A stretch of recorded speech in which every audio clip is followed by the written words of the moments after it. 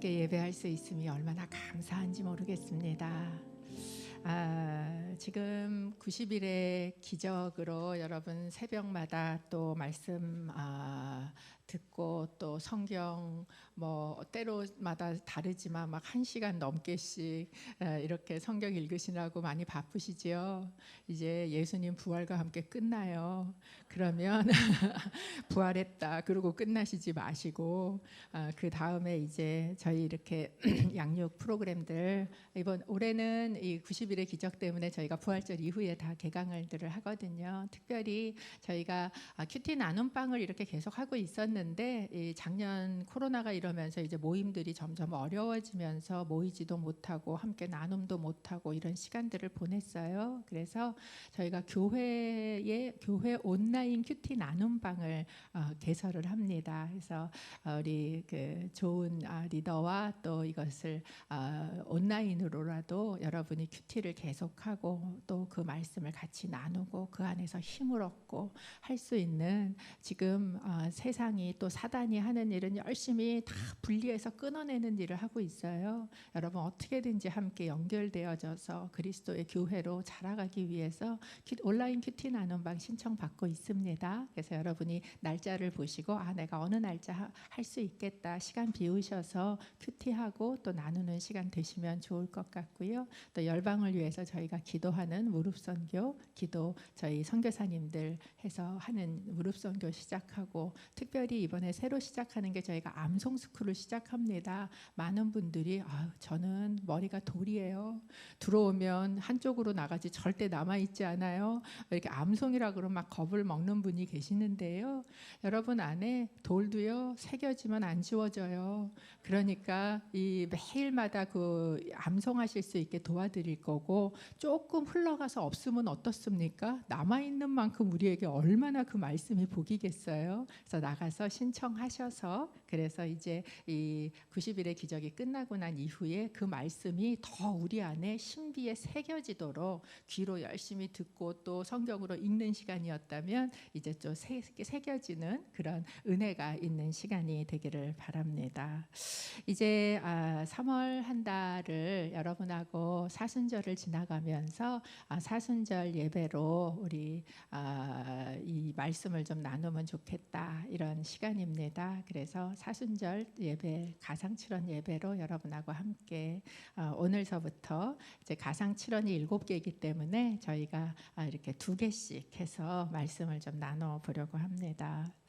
한 미국인 신학자분이 미국에서 이제 박사 공부를 하셨어요. 그래서 열심히 박사 공부까지 다 하고 신학을 마치시고 이분이 잠깐 우간다에 가서 아울리치처럼 요 필드 사역을 잠깐 하시게 된 거예요. 그래서 이제 우간다에를 가서 이렇게 가니까 그 마을에 있는 한 분이 이분이 신학을 하신 분이라는 걸 알고 그리고 마을 주민 전체를 다 불러 모은 거예요. 그 조그만 마을이니까 불러 모아서 그분을 이렇게 초청을 해가지고는 이분이 예수님에 대한 것을 여러분에게 자세하게 잘 설명해 주실 것입니다. 그렇게 선포를 해버렸어요. 그러니까 이 신학자가 갑자기 이제 예수님에 대해서 그 우간다에 있는 분들한테 말을 해야 되는 상황이 됐는데 갑자기 머리가 하얘지고 무슨 말을 해야 좋을지 모르겠다는 거예요. 자기가 몇 년을 신학을 했는데 그러면서 이제 나중에 이분 얘기가 뭐냐 내 교수님 내가 그렇게 우러러보던 그 교수님이 여기에 와도 별로 영향력이 없겠다 이런 생각이 그분 안에 들었다는 거예요. 열심히 신학을 파고 학문적으로 공부하고 원어를 들여다보고 이렇게 했어도 정작 그 몇 사람들을 놓고 예수님에 대한 설명을 할 때 뭘 설명하겠어요? 여러분 같으면 그 상황이 되면 무슨 얘기를 하시겠습니까? 결국은 십자가 아니에요? 십자가가 바로 기독교의 핵심이고 본질이지 않습니까? 그걸 빼고 우리가 예수님을 어떻게 얘기해요? 그래서 루터는 우리의 신학은 십자가밖에 없다. 그가 십자가 신학을 이야기를 하지 않았습니까? 이 십자가라는 것 우리에게 너무나 익숙한 그래서 이제는 십자가 그러면 뭘 얘기할지 이제 신앙생활 오래 하신 분들 많아요. 그러시죠? 뭐 이 가상칠언 갖고 설교 하루에 2번 들으셨겠어요? 그 익숙한 십자가를 과연 오늘 여러분은 얼만큼 알고 그것을 체험하고 그것을 묵상하고 계시는가 하는 거예요. 그 익숙한 십자가를 좀 끄집어내서 이 시간 동안에 찬찬히 들여다보는 시간을 가지기를 원하고, 그것이 바로 가상칠언이라는 예수님의 십자가 위에서의 7개의 말씀을 통해서 해보려고 합니다. 가상칠언은요, 예수님이 십자가를 오전 9시쯤에 달리셔서 오후 3시쯤 임종하시거든요. 그러니까 한 6시간 십자가 위에 계셨어요. 그리고 그 6시간 동안에 하셨던 7가지의 말씀입니다.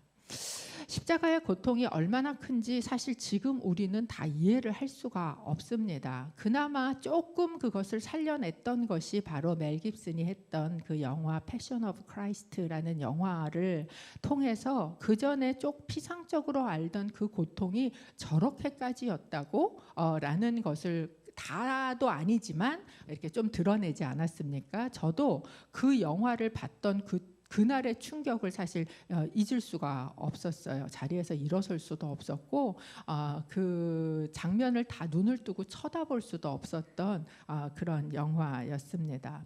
근데 여러분, 내가 진짜 어떤 고통을 심하게 당할 때, 내가 어디가 너무 아플 때를 한번 생각해 보세요. 내가 너무 아프잖아요. 그러면 다른 데 신경을 쓸 겨를이 없어요.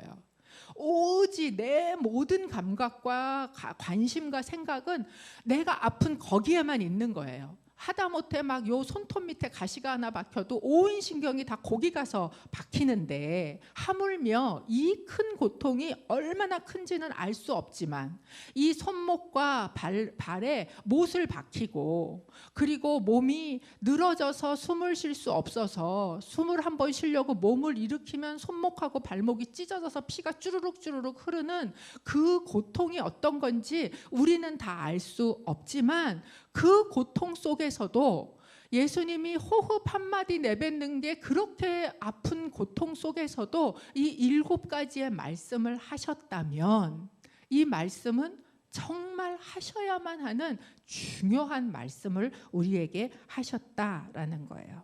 그 중요한 말씀 첫 번째가 무엇입니까? 누가복음 23장 34절 말씀입니다. 누가복음 23장 34절 함께 읽겠습니다.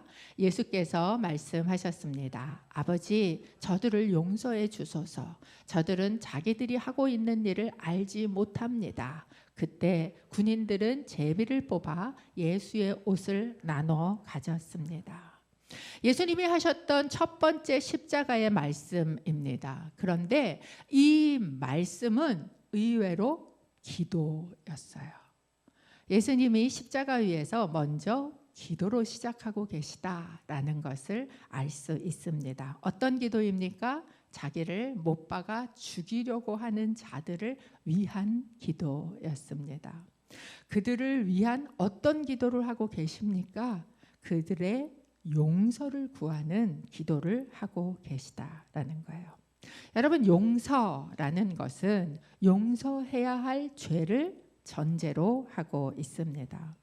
예수님은 자기를 죽이고 있는 그들을 지금 하나님 앞에서 변호하고 계시는데, 뭐라고 변호를 하시는가? 그들이 자기의 죄를 알지 못합니다 라고 변호를 하고 있어요.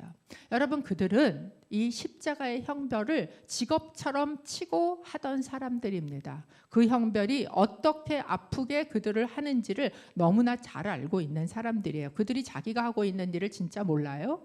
아니에요. 알고 있어요. 그런데 예수님이 그들이 알지 못합니다 라고 말씀하셨던 그들이 알지 못했던 것은 무엇이었을까요? 그것은 바로 그들이 못 받고 있는 이 예수가 진짜 누구신지를 알지 못했다라는 것이었습니다. 하나님의 아들이시고 이름 자체가 구원자세요, 예수는. 그런데 그가 진짜 참 구원자가 되신다는 사실을 이들은 바로 옆에서 그를 쳐다보고 있으면서도 알지 못했다라는 거예요. 그러니까 무슨 말이 나오냐? 비난하는 말과 조롱하는 말이 그들의 입에서 나왔습니다. 35절과 36절, 37절에는 이렇게 그들의 조롱 섞인 말들을 저희에게 전해주고 있습니다. 35절, 36절, 37절 함께 읽겠습니다. 백성들은 서서 지켜보고 있었고 지도자들은 심지어 예수를 조롱하며 말했습니다. 이 사람이 다른 사람들은 구원했다지 자기가 택하심을 입은 하나님의 그리스도라면 자기도 구원하라지. 군인들도 와서 예수를 조롱했습니다. 그들은 예수께 신 포도주를 들이대며 내가 유대 사람의 왕이라면 어디 너 자신이나 구원해 보시지 라고 말했습니다.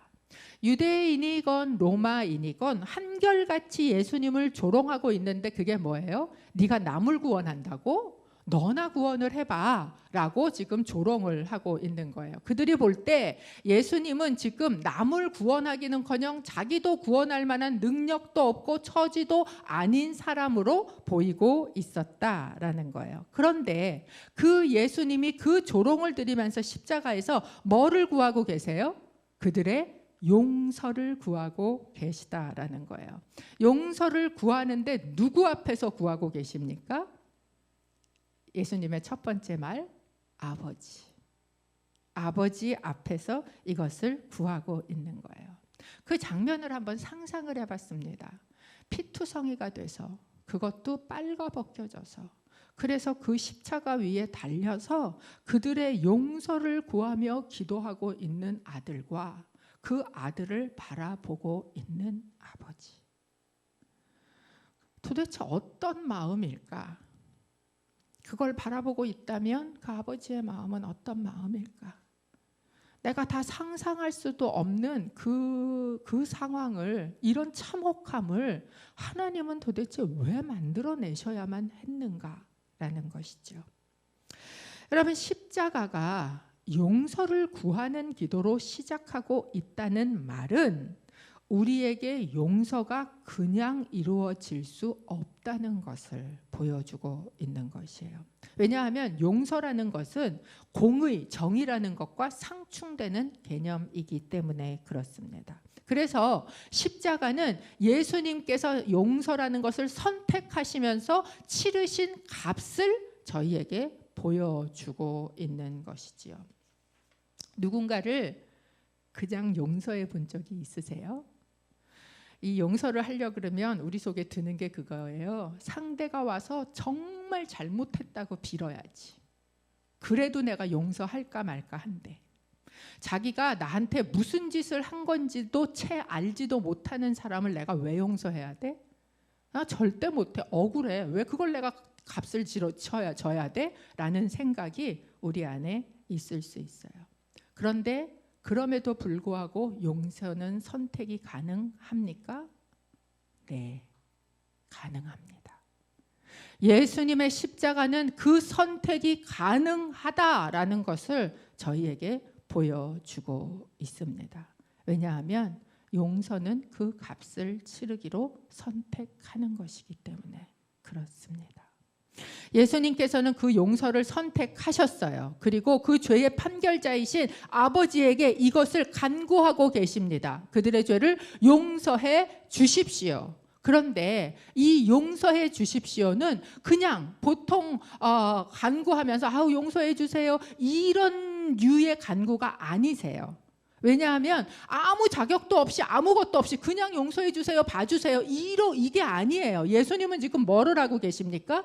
그 죄에 대한 값을 내가 감당하고 있습니다, 아버지. 그러니까 그들의 죄를 용서해 주십시오 라고 간구하고 있으며, 그렇기 때문에 이 간구는 그냥 간구가 아니에요. 해줬으면 좋겠다라는 바람이 아니에요. 이것은 값을 치르는 자의 당당한 요청입니다.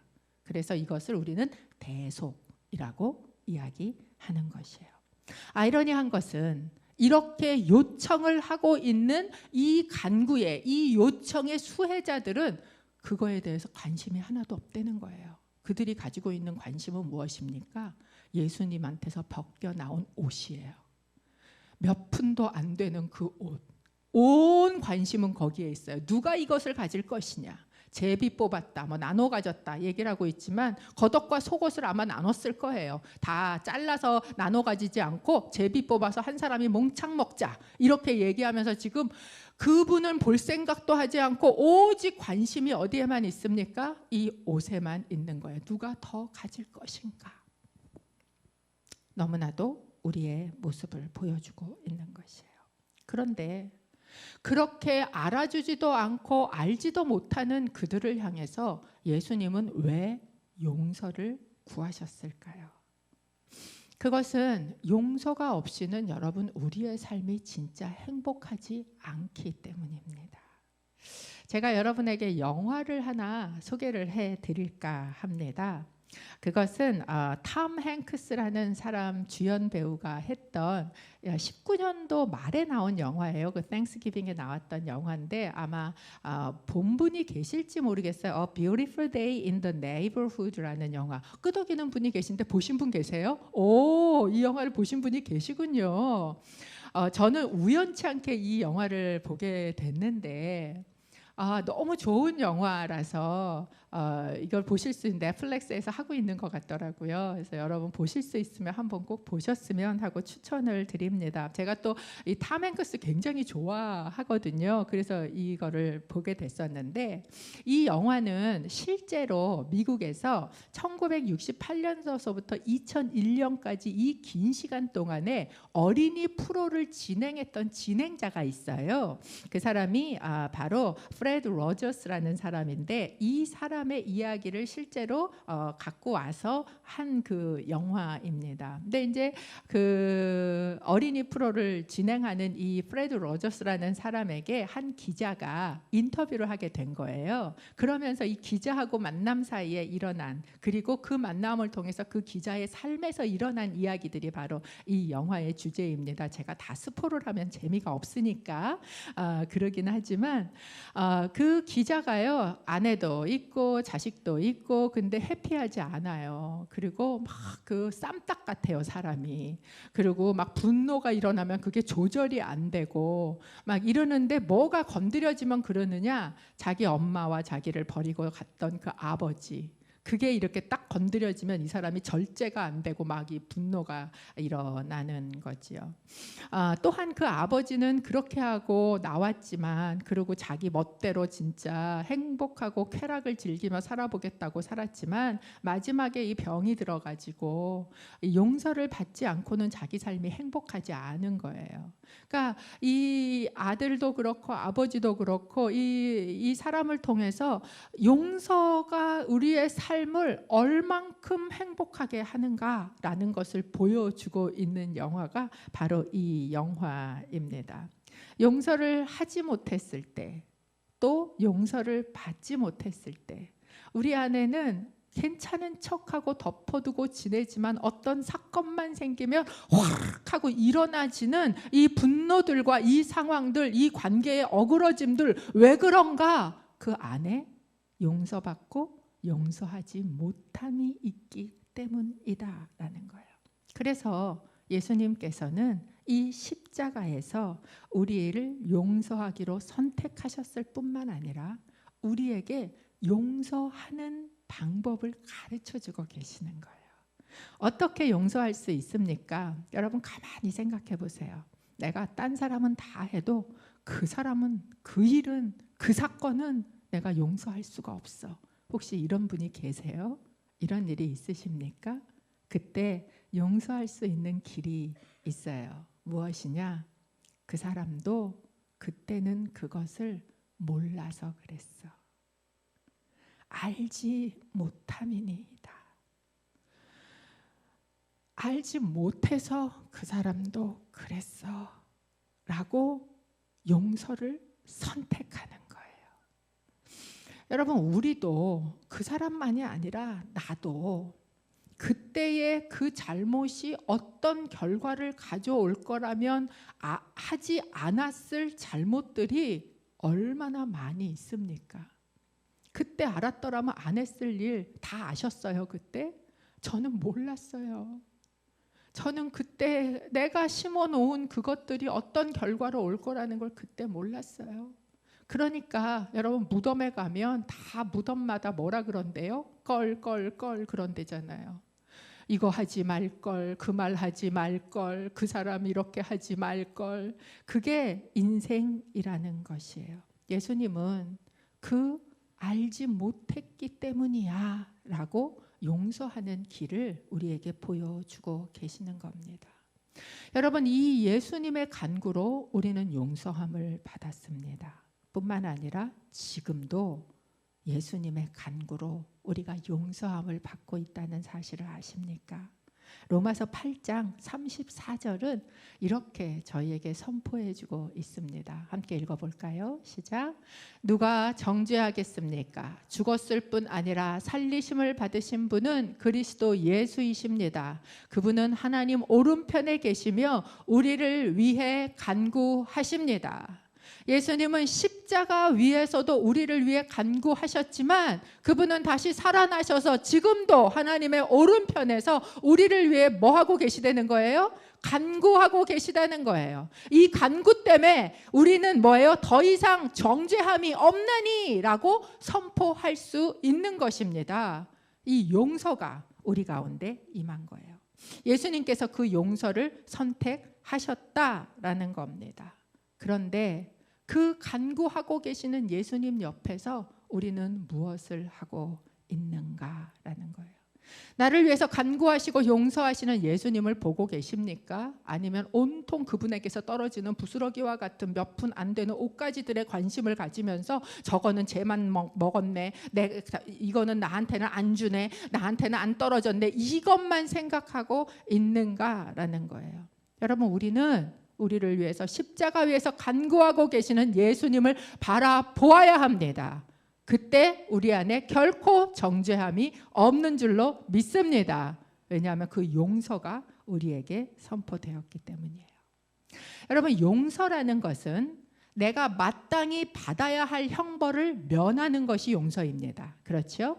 그런데 예수님의 십자가는요, 그것보다 더 나아가고 계세요. 그게 두 번째 가상칠언이에요.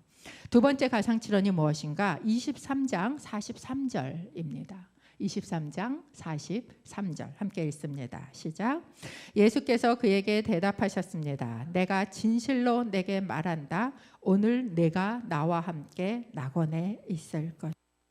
예수님께서 말씀하셨어요. 오늘 네가 나와 함께 낙원에 있을 것이다. 누구에게 하신 말씀이에요?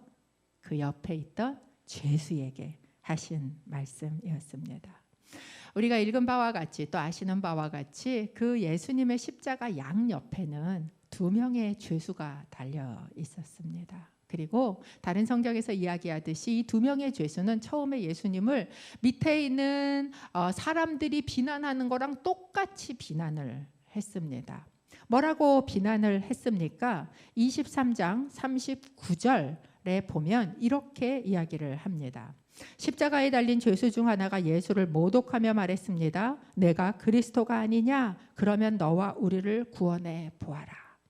똑같이 사람들이 얘기하는 것처럼 예수를 보고 네가 구원자라고? 너나 구원해? 그럼 우리도 구원해봐 라고 이야기를 하고 있는 것이에요. 처음엔 둘 다 비방을 했는데 한 죄수의 말이 바뀌어지게 되었습니다. 어떻게 말이 바뀌었는가? 40절, 41절입니다. 함께 읽습니다. 그러나 다른 죄수는 그를 꾸짖으며 말했습니다. 너도 똑같은 십자가 처형을 받고 있으면서 하나님이 두렵지도 않느냐? 우리는 우리가 저지른 짓이 있으니 마땅히 받을 벌을 받는 것이지만 이분은 잘못한 일이 아무것도 없다. 한 죄수는 여전히 비방하는 말을 되풀이하고 있어요. 그는 여전히 예수가 누구신지 밑에 있는 사람들과 똑같이 바로 옆에 있어도 알지 못합니다. 그런데 한 죄수는 달라진 거예요. 왜 달라졌을까? 이 십자가의 고통 가운데 달려 있었던 이 한 죄수가 느꼈던 것이 있는데 그것을 여기에 보면 본인 입으로 두려움이라고 이야기합니다. 너는 지금 이 십자가 처형을 당하고 있으면서도 하나님이 두렵지 않니? 라고 이야기를 하고 있어요. 뭐에 대한 두려움입니까? 하나님에 대한 두려움이요, 영원에 대한 두려움이에요. 여러분, 죄를 지으면서 왜 아무렇지도 않은가? 이런 생각이 있는 거예요. 아, 한 번 사는 인생. 여기서 내가 할 대로 사다가 살고 죽으면 끝이지 뭐. 이런 생각이 있으니까 죄를 지으면서도 그 죄에 대한 두려움도, 하나님에 대한 두려움도 있지 않은 거예요. 그런데 성경은 저희에게 이야기합니다. 한 번 죽는 거 사람에게 다 정해진 것인데 그걸로 끝이 아니고 그 이후에는 심판이 있을 것이다 라고 이야기를 하고 계시는 거죠. 아마도 이 강도도 똑같이 그런 생각으로 세상 살 때 살았을 거예요.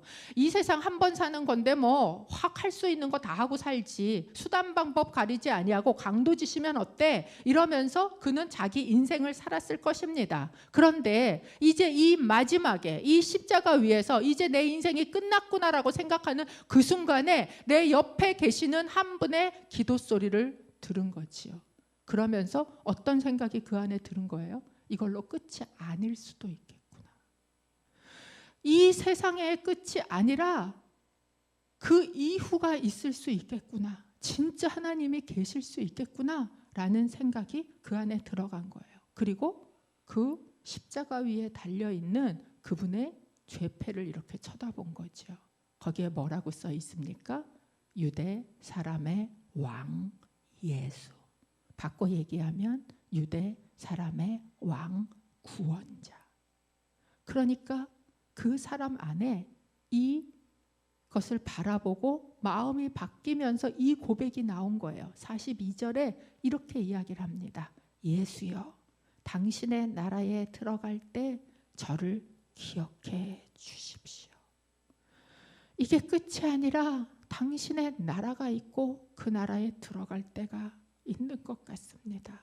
나 좀 기억해 주십시오. 여러분, 아까도 말씀드린 것처럼 십자가 위에서는 말을 할 만한, 쉽게 말을 내뱉을 만한 상황이 아닙니다. 가쁜 숨과 고통스러움을 이겨내가면서 한 이야기가 이 이야기였어요. 나를 기억해 주십시오. 당신의 나라가 있다는 것을 믿습니다. 믿음의 고백이었던 것이죠. 이 믿음의 고백을 향해서 예수님이 하신 말씀은 무엇입니까? 낙원을 약속하신 거예요. 네가 오늘 나와 함께 낙원에 있을 것이다. 여러분, 이 예수님의 양쪽 옆에 있는 죄인, 죄수, 그리고 이 죄수들이 서 있는 곳의 이름이 뭔 줄 아십니까? 골고다인데 아까 앞에 얘기한 것처럼 제목이 이름이 뭐예요? 해골이라고 하는. 그러니까 만약에 이걸 만화처럼 그린다면 해골 바가지가 이렇게 있고 그 위에 십자가가 이렇게 서 있는 것 같은 그런 그림인 거지요. 이 모습은 어쩌면 인류의 모습을 대표해서 보여주고 있는 거예요. 다 죄인이잖아요. 예전에 하영조 목사님 그런 얘기 하셨어요. 여주교도소에 설교를 하러 가셨대요. 그랬더니 거기 가니까 똑똑하고 괜찮은 남자들은 다 거기가 있더라. 그렇게 얘기하시면서 뭐라 그러냐면 이렇게 얘기하셨어요. 밖에 있는 인간은 안 들킨 죄인이요. 그 안에 있는 인간은 들킨 죄인이라고. 여러분, 우리가 들킨 죄인, 안 들킨 죄인이지 사실 우리는 다 죄인입니다. 그리고 그 죄의 결과인 죽음을 향해서 살아가고 있는, 마치 해골 위에 서서 살아가고 있는 것 같은 모습이 이 인류의 모습이다라는 거예요. 그런데 문제는 무엇입니까? 어떤 죄인이 될 것이냐라는 것이 우리의 문제입니다. 내가 죄인임을 인정하고 나를 구원하실 분이 내 옆에 계시다라고 바라보는 죄인이 될 것이냐, 아니면 내가 죄인임을 인정하지 않고 여전히 다른 사람을 비난하는 죄인으로 있을 것이냐라는 거예요. 여러분, 죄인임을 진짜 인정하십니까? 만약에 어떤 사람이 너 이런 거 잘못했지? 라고 이야기를 할 때 반응이 어때요? 내가 그거는 잘못했지만 너도 이렇게 얘기하지 않아요? 죄인이지, 내가 죄인이지만 죄인 아닌 인간 어디 있어? 이렇게 얘기하지 않습니까?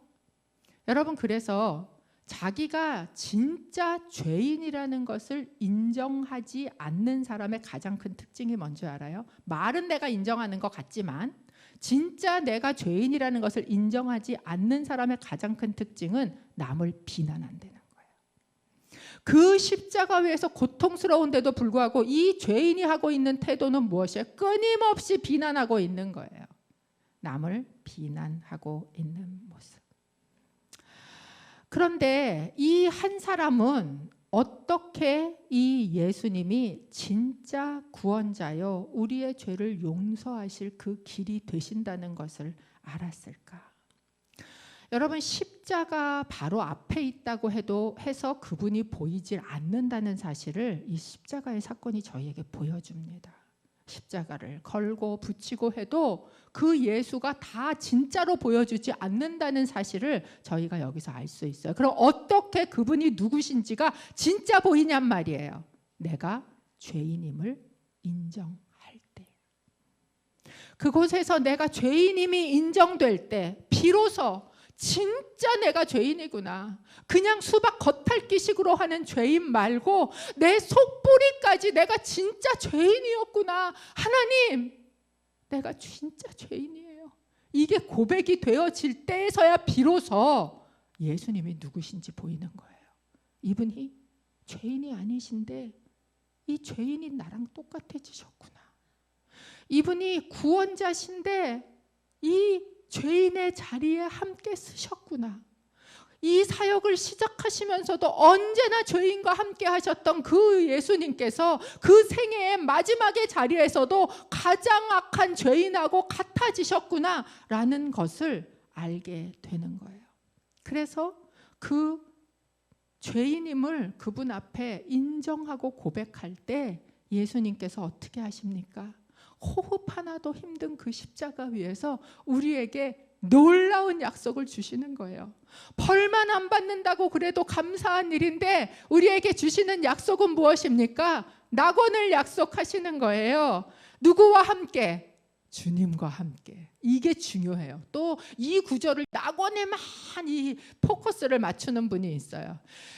이 세상 어디든요, 주님과 함께 있으면 낙원이에요. 주와 함께, 나와 함께 낙원에 있으리라. 여기서 오늘이라는 단어는요, 단순히 오늘이 아니고 오늘부터 계속 쭉이라는 뜻이에요. 그 이후로 계속 쭉 그 예수 그리스도 앞에서 내가 죄인임을, 진짜 죄인임을 고백하는 그 자에게 하나님이 주시는, 예수님이 주시는 약속, 내가 너와 함께 한다. 내가 너와 함께 있어서 너 삶의 모든 곳을 내가 낙원으로 바꿔주겠다. 이 약속을 주고 계시는 겁니다. 아까 말씀드린 것처럼 용서라는 것은 내가 마땅히 받아야 될 형벌을 받지 않는 게 용서라 그랬어요. 그러면 내가 받을 수 없는 걸 받는 건 뭐라 그럽니까? 은혜라 그래요. 이 십자가는 무엇이에요? 왜 십자가여야만 돼요? 이 십자가는 바로 내가 마땅히 받아야 할 그 형벌을 받지 않도록 용서를 구하시고 값을 치르신 것이며, 동시에 내가 바랄 수도 받을 수도 없는 그 낙원을 나에게 주시는 약속의 은혜이기 때문에 그렇습니다.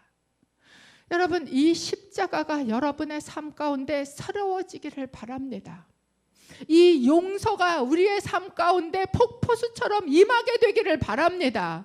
그런 사람의 특징은 무엇이에요? 나도 용서를 선택해요. 그래, 네가 몰라서 그렇지. 그래, 그때 그 사람이 몰라서 그랬지. 이 용서를 내가 선택하는 거예요. 왜? 내가 용서를 받음과 내가 용서를 선택하는 것이 연결돼 있기 때문에 그래요. 그래서 예수님이 주기도문에서 우리에게 가르쳐 주셨잖아요. 내가 죄 지은 자를 사하여 준 것 같이 우리 죄를 사하여 주옵시고. 여러분에게 축복합니다. 이 한 달 동안 여러분의 삶에 이 용서의 십자가가 새롭게 되기를, 이 은혜의 십자가가 풍성해지기를 바랍니다. 그리고 나도 주님 따라 용서를 선택할 수 있는 은혜가 임하기를 주님의 이름으로 축복합니다. 함께 여러분하고 찬양 하나 하고자 했습니다. 찬송가고요. 요새는 그렇게 나이가 드니까 그런지 찬송가가 좋아요. 예수 나를 위하여 십자가를 질 때 세상 죄를 지시고 고초 당하셨네. 예수님, 예수님, 나의 죄 위하여 보배 피를 흘리니 죄인 받으소서. 죄인입니다, 주님. 이 고백을 함께 하도록 하겠습니다. 예수 나를 위하여. 예수 나를 위하여 십자가를 질 때 세상 죄를 지시고 고초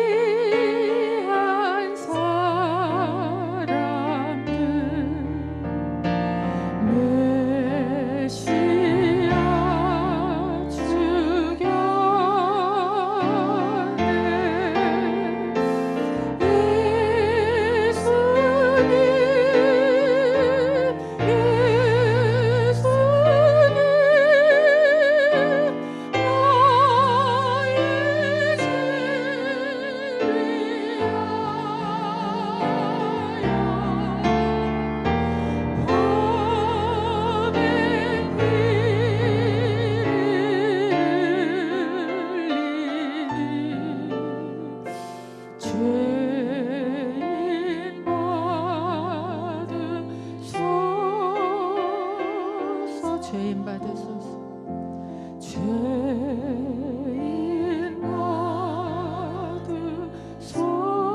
죄인 받으소서. 죄인 받으소서.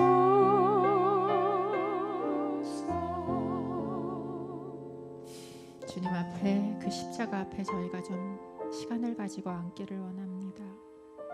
똑같은 십자가 앞에, 십자가 옆에 있어도 어떤 사람은 그 예수를 보았고 어떤 사람은 보지 못했습니다.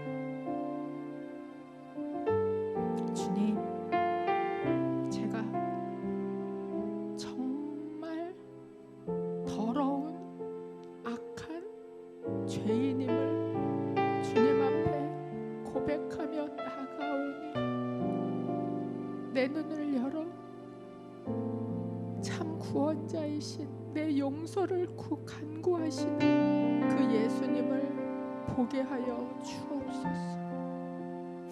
주님의 간구로 인하여 내 삶에 더 이상 정죄함이 없는 용서받은 감격이 우리 안에 다시 일어서게 하여 주옵소서. 너무 당연한 듯 의인의 자리를 차지하고 앉아 있었던 제 더러운 모습을 다시 벗겨냅니다.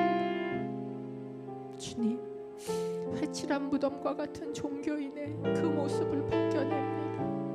마치 나는 거룩하고 나는 아무 잘못이 없는 것처럼 끊임없이 남을 비난했던 아버지 하나님, 그 모습을 이 시간 벗겨냅니다. 주님, 죄인 받아 주옵소서. 내가 죄인입니다. 내가 죄인입니다.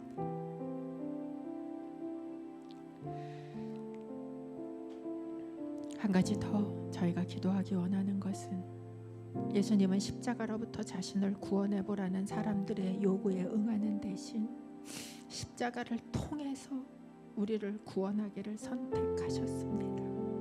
주님, 우리도 용서를 선택하는 자가 되기를 소원합니다. 내 안에 그 능력이 없습니다. 십자가의 능력이 우리 가운데 부어지지 않으면 주님, 용서를 선택할 능력이 없습니다. 주님께서 택하신 그 십자가, 그 용서의 십자가가 내 삶 가운데에도 능력이 되기를 원합니다. 여러분 가운데 그 용서의 어려움이 겪고 계시는 분이 계시다면 그 예수님의 용서의 십자가를 다시 품으시기를 바랍니다. 그리고 고백하십시오. 아버지, 제가 용서합니다. 그 사람이 몰라서 그랬습니다.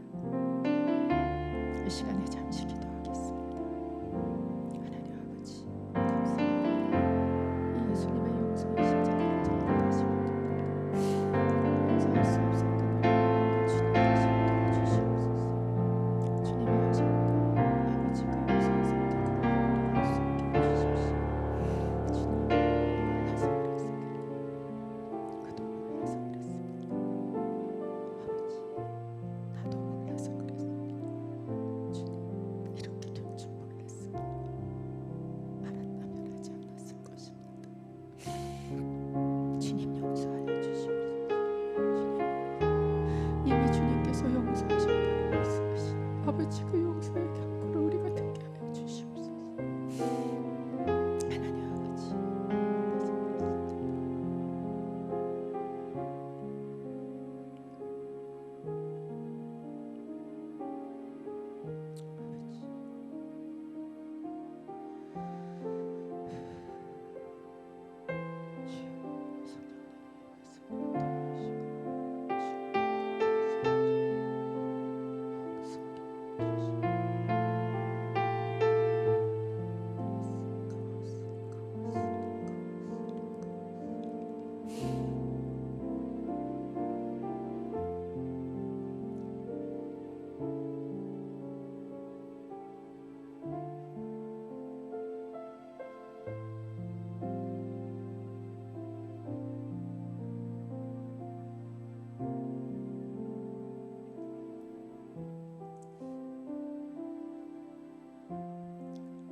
주님,